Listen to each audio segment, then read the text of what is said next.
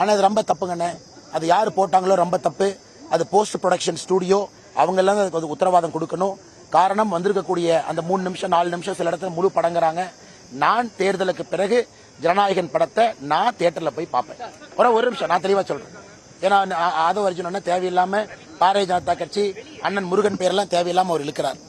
நான் விஜய் அவர்களுடைய படத்தை ஜனநாயகத்தை எப்ப ரிலீஸ் பண்றாங்களோ நான் தியேட்டர்ல போய் ஒரு ரசிகனாக நான் பார்ப்பேன். அது வேற. அதையும் அரசியலும் குழப்பக்கூடாது. நான் இன்னைக்கு பாரதிய ஜனதா கட்சி பொறுப்பில் இருக்கக்கூடிய ஒரு மனிதன், தொண்டனா இருக்கிறேன், சில இடத்துல தலைவனாகவும் இருக்கிறேன். நான் ஜனநாயக படத்தை போய் தியேட்டர்ல பார்ப்பேங்கிறேன்.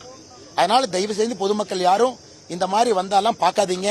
அது எத்தனையோ பேருடைய உழைப்பு, எத்தனையோ பேருடைய ரத்தம், எத்தனையோ பேருடைய வியர்வை, ப்ரொடக்ஷன் கம்பெனியுடைய பணம். அந்த மாதிரி வந்தா கூட ஸ்கிப் பண்ணிட்டு போயிருங்க. யாராவது இந்த வீடியோ அனுப்பிச்சா கூட பார்க்காதீங்க. அதனால தமிழக வெற்றி கழகம் தேவையில்லாம திரு முருகன் அவர்களுடைய பெயரை, மத்திய இணையமைச்சருடைய பெயரை உள்ள இழுக்கக்கூடாது. அது அரசியல் அநாகரீகம். நீங்க யாரு தப்புனாங்களோ போலீஸ் கம்ப்ளைண்ட் கொடுத்து அவங்களை உள்ள கொண்டு வந்து முட்டி தட்டுங்க. அரசியல் லாபத்திற்காக ஏன் தேவையில்லாம பாரதிய ஜனதா கட்சி இருக்கிறீங்க? பாரதிய ஜனதா கட்சி இந்தியாவில் எத்தனை இடத்துல அரசியல் பண்றோம்?